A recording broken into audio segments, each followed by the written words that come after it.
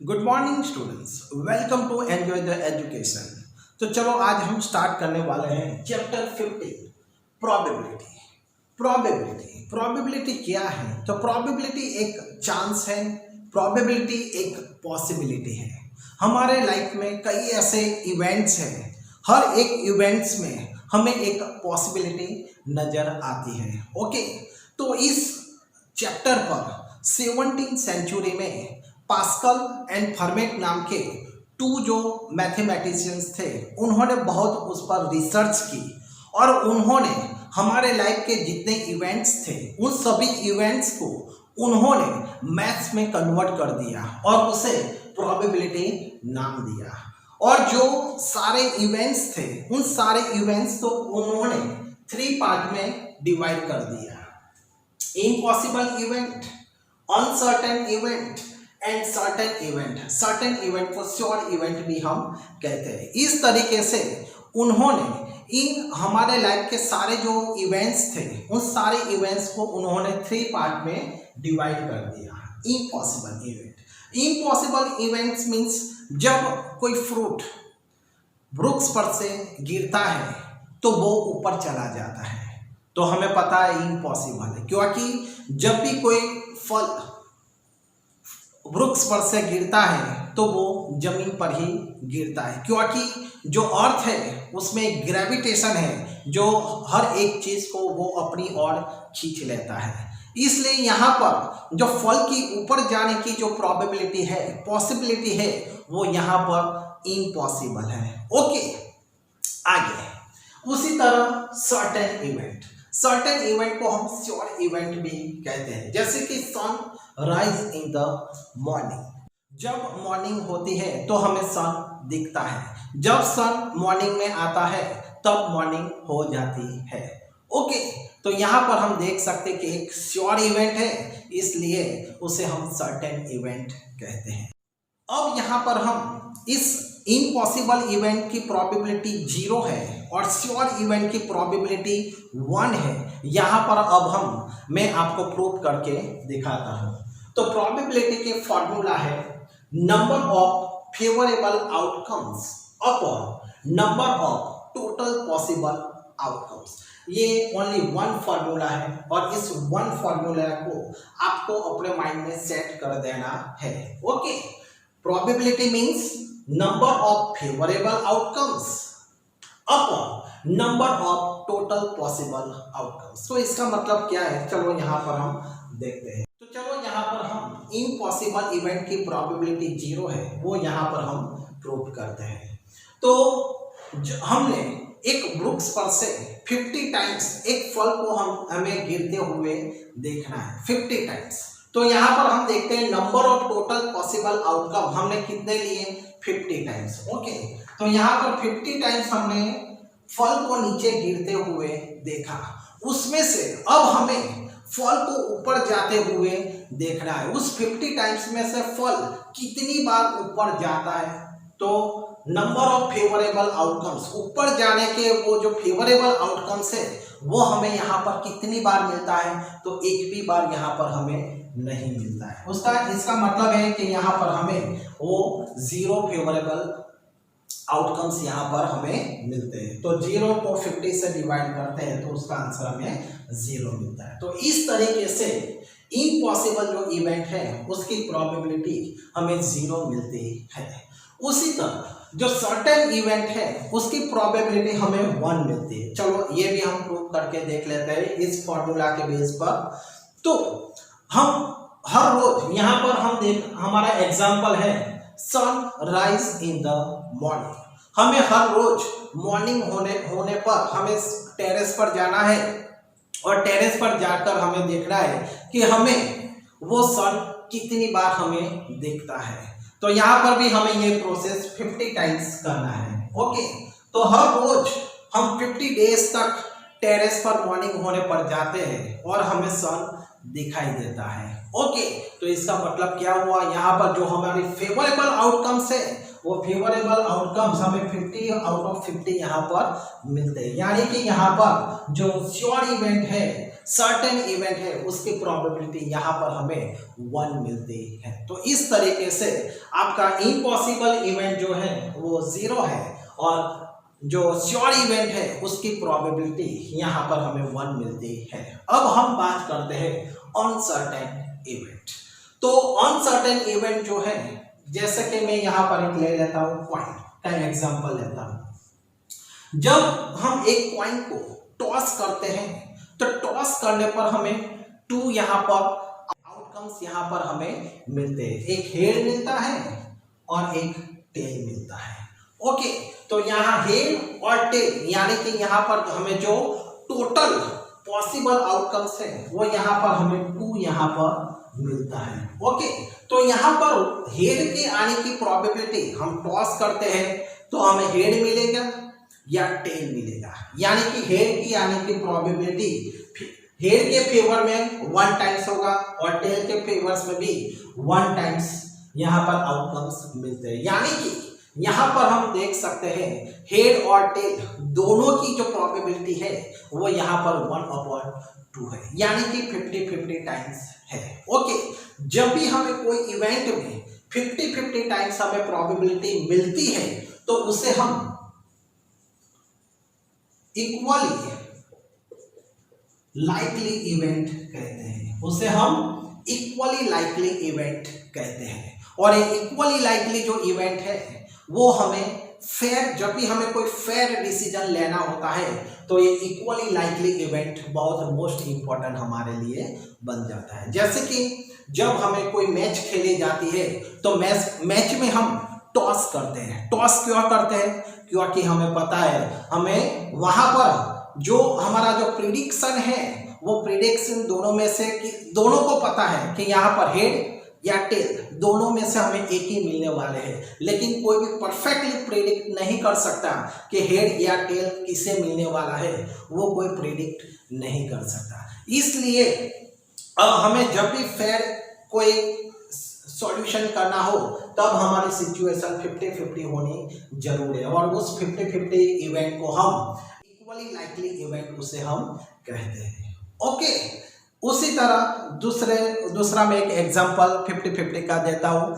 जब भी कोई बेबी बॉर्न होता है तो बेबी बॉर्न होने पर बॉय या गर्ल दोनों में से कुछ भी हो सकता है। ओके, तो यहाँ पर इक्वली लाइकली इवेंट हमें मिलता है।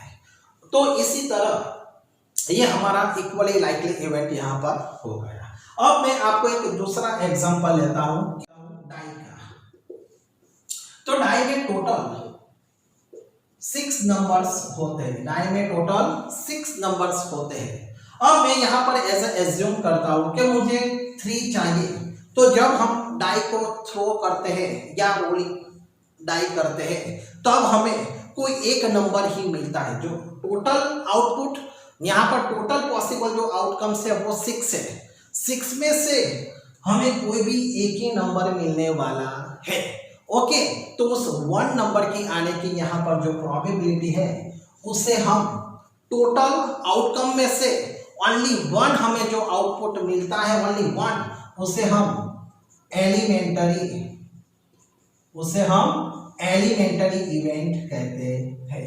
तो क्योंकि यहाँ पर टोटल 6 आउटकम्स है और 6 आउटकम में से हमें सिर्फ 1 आउटकम यहाँ पर मिलने वाला है, तो जो 3 है तो 3 के यहाँ पर आने की जो प्रोबेबिलिटी है वो 1/6 है और 3 नहीं आने की जो प्रोबेबिलिटी है वो यहाँ पर 5/6 है। और जो नहीं आने वाली जो प्रोबेबिलिटी है उसे हम कॉम्प्लीमेंटरी इवेंट उसे हम कहते हैं।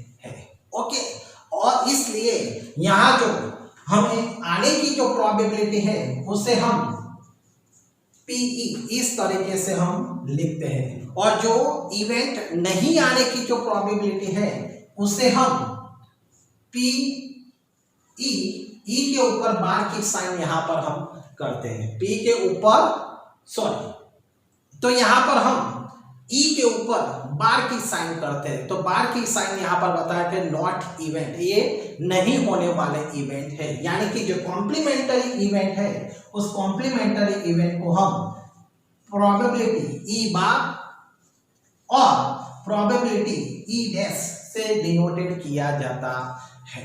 ओके, तो यहाँ पर हम एक नई फॉर्मूला बना सकते हैं। नई फॉर्मूला हमें यहाँ पर मिलती है, तो probability event plus probability not event is equal to, यहाँ पर हमें 1 मिलता है।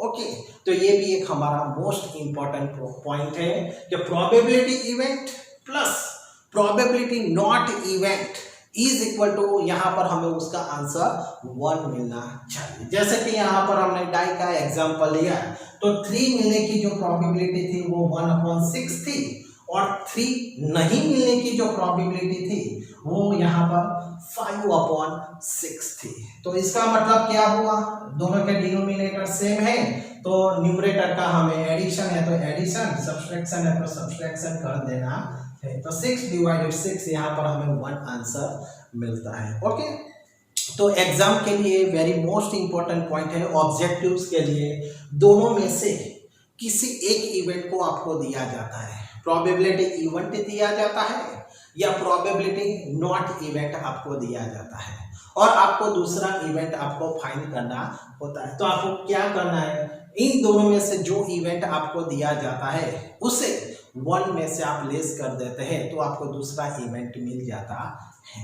ओके, ये पॉइंट आपके लिए बहुत मोस्ट इंपॉर्टेंट पॉइंट था।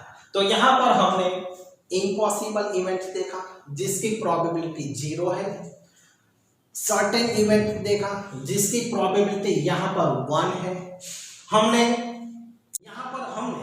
इक्वली लाइकली इवेंट देखा जिसमें जो इवेंट 50-50 होते हैं उसे हम इक्वली लाइकली इवेंट कहते हैं, और ये जो इक्वली लाइकली इवेंट है उसे फेयर इवेंट भी कहा जाता है।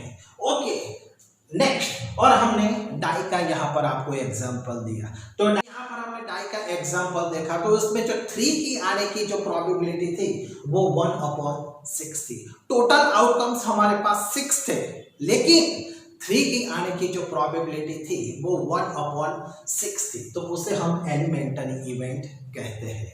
ओके, और जो नहीं आने की जो प्रोबेबिलिटी थी 3 की, तो उसे हम कॉम्प्लीमेंट्री इवेंट कहते हैं, जिसे हम ई बार या ई डैश से डिनोटेड करते हैं। ओके, तो इस तरीके से यहाँ पर हमने ये जो पॉइंट सीखे ये आपके लिए वेरी मोस्ट इंपॉर्टेंट पॉइंट है, जो आपको सम में या ऑब्जेक्टिव्स के लिए ये बहुत ही इंपॉर्टेंट पॉइंट्स आपके लिए रहने वाले हैं। ओके, और एक मोस्ट इंपॉर्टेंट पॉइंट, हमें जो अनसर्टेन इवेंट्स यहाँ पर मिलता है वो अनसर्टेन इवेंट जो प्रोबेबिलिटी है, जो अनसर्टेन इवेंट की जो प्रोबेबिलिटी है वो ग्रेटर देन 0 होती है या इज इक्वल टू 0 होती है। जो प्रोबेबिलिटी इवेंट है वो 0 से ग्रेटर देन होती है या इज इक्वल टू 0 होती है, लेकिन वो जो प्रोबेबिलिटी इवेंट है वो 1 से लेस होता है या इज इक्वल टू 1 होता है। तो ये भी बहुत ही मोस्ट इंपॉर्टेंट पॉइंट है आपके लिए कि जो प्रोबेबिलिटी हमें मिलती है वो 0 से ग्रेटर देन होती है या इज इक्वल टू होती है, लेकिन वो 1 से लेस देन होती है या इज इक्वल टू 1 हमें मिलती है। ओके, तो यहाँ पर जब भी हमें प्रोबेबिलिटी नेगेटिव मिलती है तो ये इम्पॉसिबल हो जाती है, और 1 से ग्रेटर हो जाती है तो वो भी इम्पॉसिबल हो जाती है, क्योंकि ये पॉसिबल नहीं है। हमें इवेंट जो यहाँ पर मिलेगा पी प्रोबेबिलिटी का वो 0 और 1 के बिटवीन में ही हमें मिलता है। ओके, तो यहाँ पर मेन पॉइंट इम्पॉसिबल इवेंट 0 है, श्योर इवेंट 1 है, अनसर्टेन इवेंट 0 और 1 के बिटवीन में होता है। 0 हो सकता है या 1 हो सकता है या उनके बिटवीन में हो सकता है। ओके, और जो इक्वली लाइकली इवेंट है वो इक्वली लाइकली इवेंट 50-50 इवेंट है और उसे हम फेयर इवेंट कहते हैं। और जो यहाँ पर हमें डाई का एग्जाम्पल देखा, तो डाई में हमें एलिमेंटरी इवेंट किसे कहते हैं, जो टोटल आउटकम में से हमें ओनली वन आउटकम्स हमें मिलता है उसे हम एलिमेंटरी इवेंट्स कहते हैं, और जो नॉट इवेंट मिलता है हमें उसे हम कॉम्प्लीमेंटरी इवेंट कहते हैं, जिसे हम ई बार या ई डैश से डिनोटेड करते हैं। और ये जो फॉर्मूला थी, probability event plus probability not event is equal to 1, ये भी हमारे लिए मोस्ट इंपॉर्टेंट पॉइंट यहाँ पर था। और सबसे मोस्ट इंपॉर्टेंट पॉइंट ये formula, probability event is equal to number of favourable outcomes upon number of total possible outcomes. तो ये इतने पॉइंट आपके माइंड में आपको क्लियर कर रखने हैं। ओके।